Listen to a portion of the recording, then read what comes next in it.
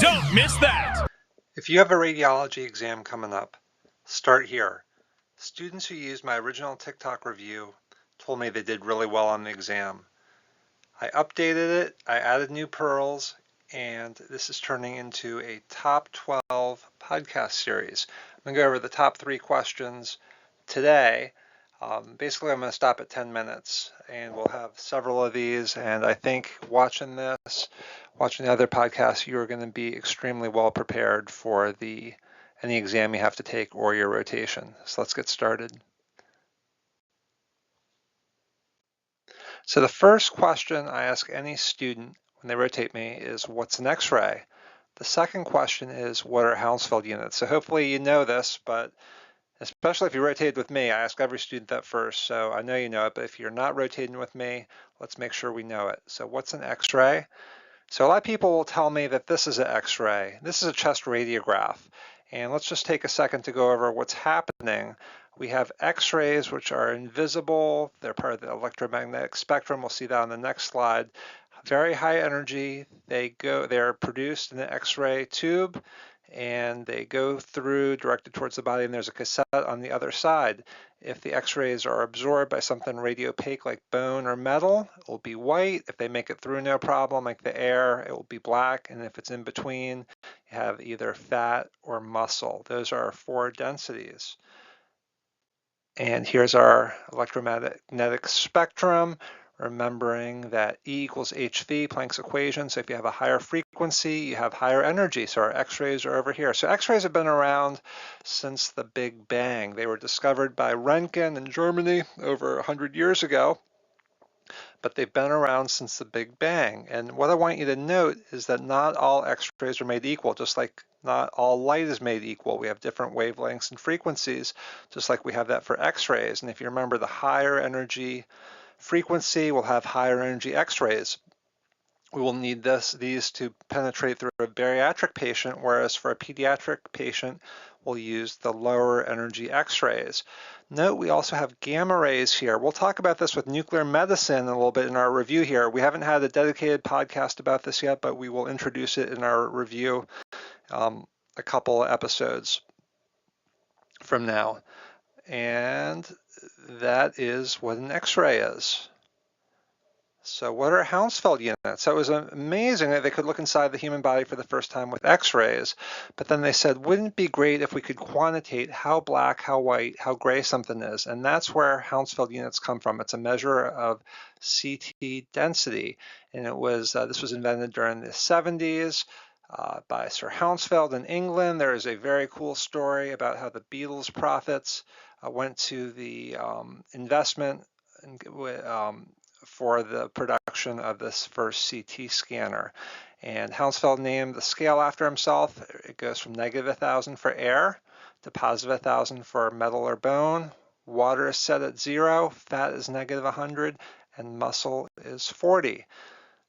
Same thing as for unenhanced blood. And what determines the Hounsfield units is the internal chemical structure. H2O, water, we'll talk a lot about that right now, is our basis. If it's more dense, like you get the iron in blood, it will have a higher Hounsfield unit. If you have fat, a bunch of hydrocarbons, remember fat's less dense than water, it will float, and it will have a lower Hounsfield number. But knowing these numbers can be extremely, extremely helpful, because if you can identify a lesion with macroscopic fat, it could be a dermoid in the pelvis, it could be a liposarcoma in the retroperitoneum, and a lipoma, you name it, but we'll have a dedicated episode about that, fatty lesions, but just remember, fat's your friend. So let's really focus on what water looks like on all the modalities. And we're going to learn how to talk the talk with respect to the different modalities. So we just talked about CT, and we said water is 0 Hounsfield units. Extremely important to remember that number. For ultrasound, we had a dedicated podcast on this, and we talked about what a cyst looks like, a bag of water, and we said it is anechoic. We'll see an example of that coming up. We really haven't touched too much on MRI. I'm going to show you some of the tricks, how to identify MRI, and then decide if it's T2 or T1. But remember, water will be bright on T2, T2H2O. So let's see what a cyst looks like on CT scan. First, I want you to notice that the bones will be bright on CT. That's going to help us distinguish CT from MRI. And we get this dark lesion. Well, how dark? We put our Hounsfield units on and we get 2 Hounsfield units. That's water. This is a do not touch lesion. Now, what does this lesion look like on ultrasound? Well, we're using sound waves to interact with the body, and depending on if it's what it's hitting, determines the strength, the frequency at which it comes back, and basically it'll be either black, white, or a shade of gray. And in the case of water, it will be anechoic or dark. That's the term I want you to use for cyst. It's anechoic, and if you remember, we get positive through transmission on the other side. This is in distinction to gallstones that we saw, which would be bright and shadowed, were darker behind. So if you need to review that, go check out that podcast. And let's start talking about MRI. So we'll have some dedicated episodes about this, but MRI is using the hydrogen spin in substances, and realize you have hydrogen in water, hydrogen in fat, hydrogen in soft tissues, hydrogen in tumors. So we get excellent contrast resolution on MRI. Whereas CT, you get better spatial resolution. So I just want to introduce some of those concepts right now. But so if you're trying to identify a 1 or 2 millimeter lesion, MRI is not going to be great for that. CT will be much better. But let's talk about how we know this is an MRI. The best secret is to look at the bones. For MRI, the bones will be darker than they are on CT. Remember, on CT, that's the brightest thing, 1,000 Hounsfield units, but on MRI, it will be dark or gray. So once we've decided it's an MRI, let's try to decide if it's T1 or T2. And we said T2 bright, so you got to know where to look. Look in the CSF. That's always, whether you're in the brain or the spinal cord, the CSF is bright, T2H2. This is a T2 weighted image. Here's our cyst. This is a different patient, but the cyst will be hyperintense. And that's the word I want you to use. Either lesions T2 hyperintense or T2 bright, but you sound really impressive if you say T2 hyperintense. Okay, let's move into the fun stuff now. How to approach plain films for chest x-ray, KUB, and spine. And rule number 1, always start with lines and tubes. We talked about this in the chest emergency case ones. I showed you a couple of misplaced lines and tubes. So let's see if you remember. So can this patient eat? So I see one feeding tube there going in the stomach. That looks good. This is a stomach. It's air-filled and distended. And something called satisfaction of search. I don't think I've mentioned this yet in the podcast, but this is something that's very easy to fall victim to. You make one finding and you miss the other finding. So the way to get around that is you make one finding and you keep looking for another finding. So there's one feeding tube, and now we have to explain this thing. This is a weighted feeding tube. It's not going in the stomach. Instead, it's going in the right main stem bronchus. Do not feed this patient. Replace the tube. Re-image, make sure it's going into the stomach. So do not miss that. Okay, let's get an approach for reading a chest x-ray. This is straight from Felson's. I think this is the best book out there for learning radiology. If you only have one book, get the Felson's book. And I really like their approach. So you always start with making sure you have the right patient, checking the name, see how it was done. This was done portably upright. And now we look for issues of, was it a good quality radiograph? Is it a good inspiration? You should have at least 8 ribs. The patient should be centered. They're not rotated or angulated. So this is a pretty good radiograph. I'm seeing the spine through the heart. And now we are going to use our ABCs. So A, airway, and another chance to look for lung volume. This airway, trachea, looks nice in midline. Look at the bones. You can count all the ribs. I've seen a couple tricks where you actually flip the radiograph 180 degrees and the ribs will be upside down, and that's a great way to look at the bones because it's very easy to miss a lesion. C, cardiac, and we'll also throw mediastinum in there. So we got to know what's border forming. So that's the right atrium. That's the left ventricle on the frontal, and then we'll have the SVC, aorta, and then pulmonary artery with our moguls. Felson's does a great job with that. And we will go to diaphragm, and this is where we'll look under the diaphragm, looking for free air, especially if it's an upright film. And we are making sure we have a nice sharp margin, no effusion there. And we will then do everything else. I do the soft tissues, especially sometimes there'll be surgical clips or a marker from a breast lesion or biopsy. That can be a clue the patient might have breast cancer. And then we're going to save the best for last, lung fields. And I do, just like Felson's, one at a time, and then both together, looking for symmetry. So let's practice this on a abnormal radiograph. Now you might shotgun this one, say, hey, the lung's too bright.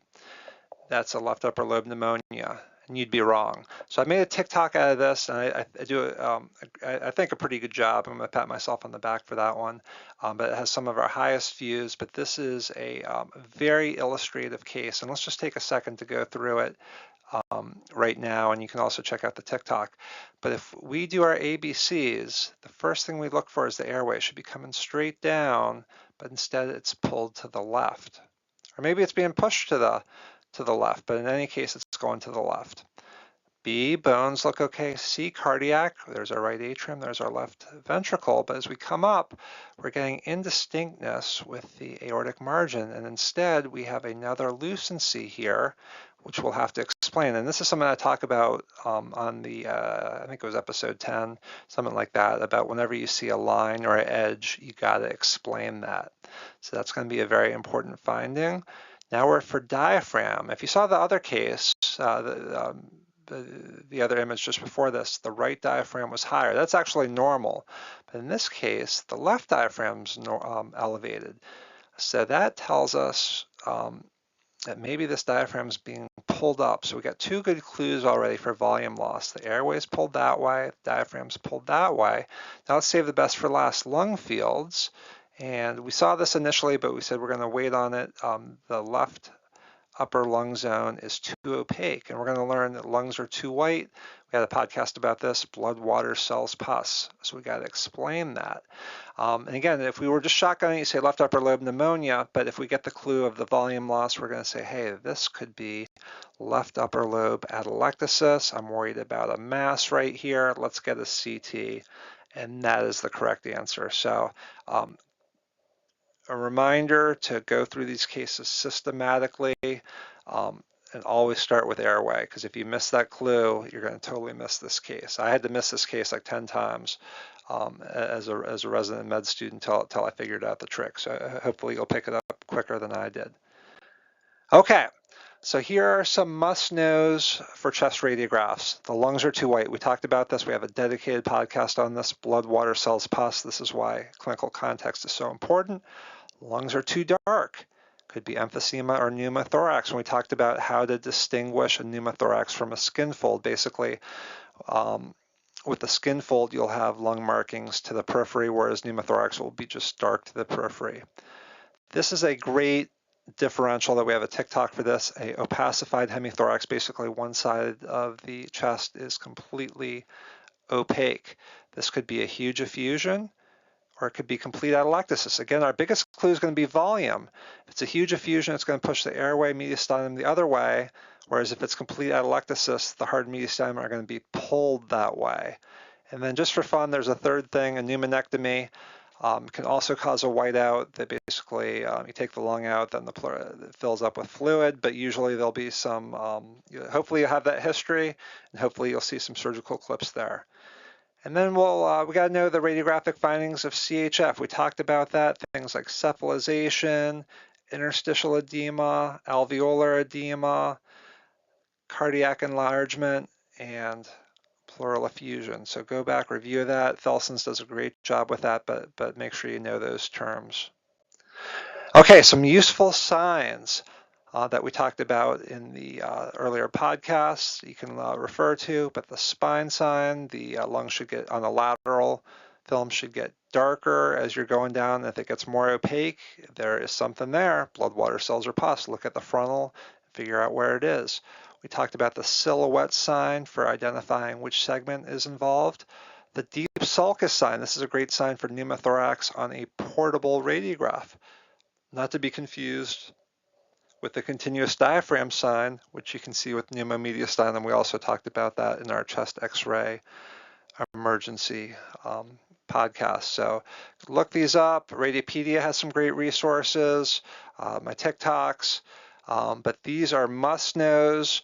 Know them, and you'll do well on the rotation and the exam. Best of luck. Thanks for listening to the Don't Miss That Radiology podcast. I'm Dr. Matthew Hartman. Remember, you only see what you know. Keep learning and don't miss that.